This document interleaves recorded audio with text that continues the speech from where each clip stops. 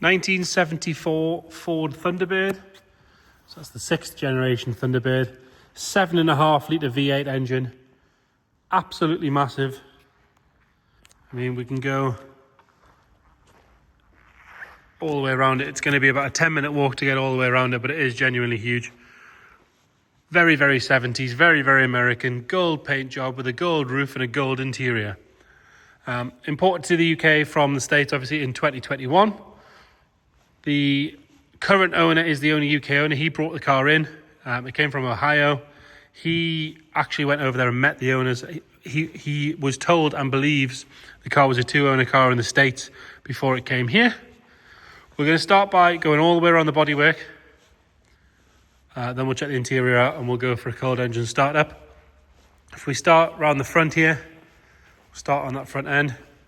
Really imposing front end on these.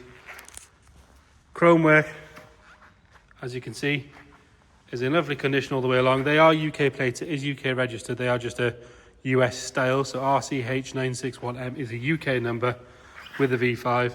Like I said, that chrome work's in nice condition. A little bit of a polish wouldn't hurt it, but generally it's very good. As is all the chrome work around the lights, around the side light, which is in lovely condition, as is the grille, all the badging. Really, really nice. You can spend all day looking at that. There's a lot going on there. Coming down this passenger side, if you look down the side, it is nice and straight. It's not wavy or full of filler or anything horrible like that. All good on the front wing there. These have been painted with textured paint at some point. I don't know if they're supposed to be like that or not, but there's a little bit of wear on the front of it there. The rest of it is all nice and tidy. Arch itself is sharp all the way around. It's on a good set of wheels and tyres with the correct Thunderbird steel wheel centres. Rest of that passenger front wing is all nice and tidy, all good. Down the bottom here, there's a couple of little stone chips, but generally very good. Top of the wing, all nice and neat. It's got this twin coach stripe all the way down, which is nice and level. Bonnet itself, huge bonnet, lovely and straight. It's got a couple of bird poo marks just here. I don't know if you can see them in the camera. There's one there, and another one just there. Moving further back, the vinyl top starts at the bottom of the A-pillar. And it could do with a good treat and condition, because there's a couple of sort of colour discrepancies in it, as you can see. But to me, a good treat and colour should actually sort most of that out. There's a couple of light splits in the top of it there. They haven't gone all the way through. They're just starting to crack. Importantly, all this trim is here and present. Windows are all in lovely condition with the Thunderbird logos in them. And you will notice there is a bit of sort of speckling on here.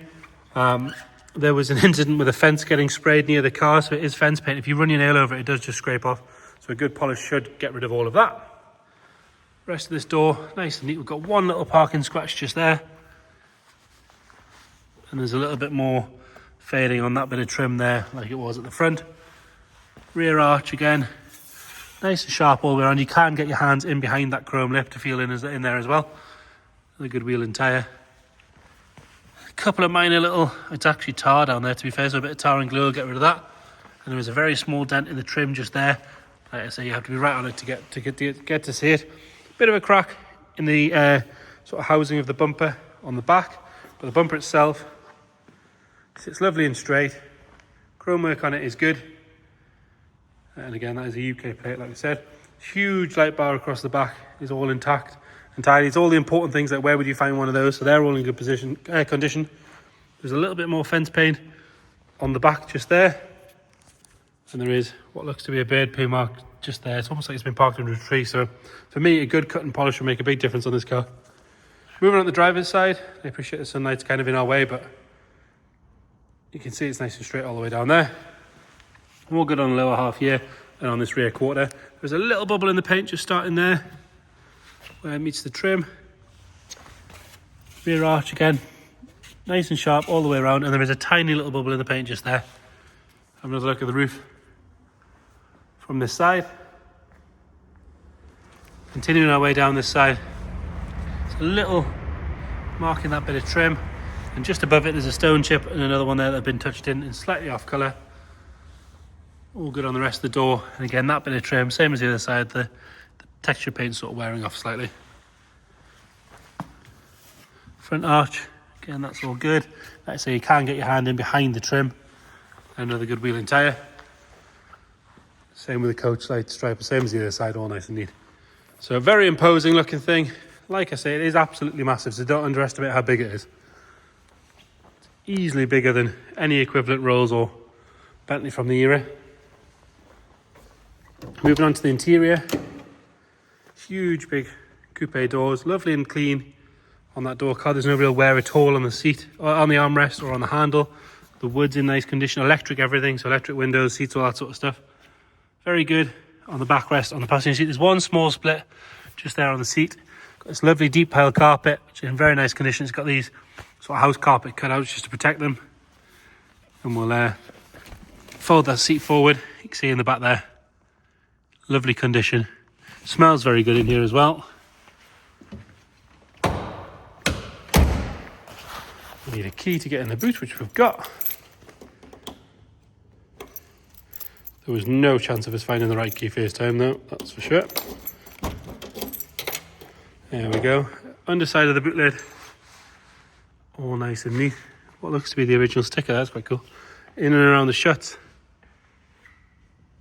It's clean and tidy. Huge big boot, full-size spare wheel in there with the cover. Nice practical car really, isn't it? Apart from getting it parked, I imagine. So driver's door, lovely and clean and tidy on that door card. Again, no real wear on the armrest. A little crack in that bit of trim there, that just wants sort of reattaching. But you can see electric door locks, electric window locks, all 4 electric windows, electric tilt and movement on the seat and the mirrors. Driver's seat, a little bit of patina on the bottom of the leather there, but other than that, all good. Steering wheel is in nice condition. Mileage wise, it shows 45,574. Original spec Ford stereo with John Denver's greatest hits. There you go. That's probably the perfect soundtrack for this, isn't it?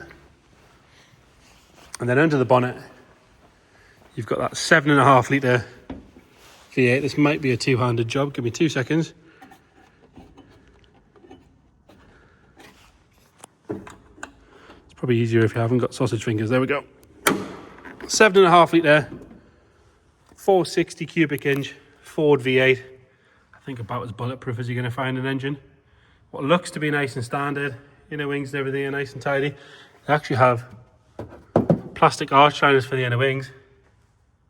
Presumably because they used all the metal on the body, I'm guessing. Other than that, lovely and clean and tidy. Even the sound deadening's all nice and neat and in place. Get it fired up. I did have it down the road this morning. It drives really well, very relaxing. Nice and straight, brakes straight, it doesn't wander around. And the engine, you'll hear, fires up on the button. Takes over lovely and smooth.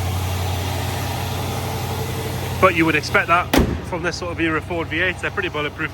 Like I said, I did have it down the road, you'd expect it to be wandering all over the place, but actually, it did very well. Brakes are nice, steering's good, gearbox seems nice and smooth. So there you have it, 1974 Ford Thunderbird Coupe. Any more questions, please get in touch. Thank you.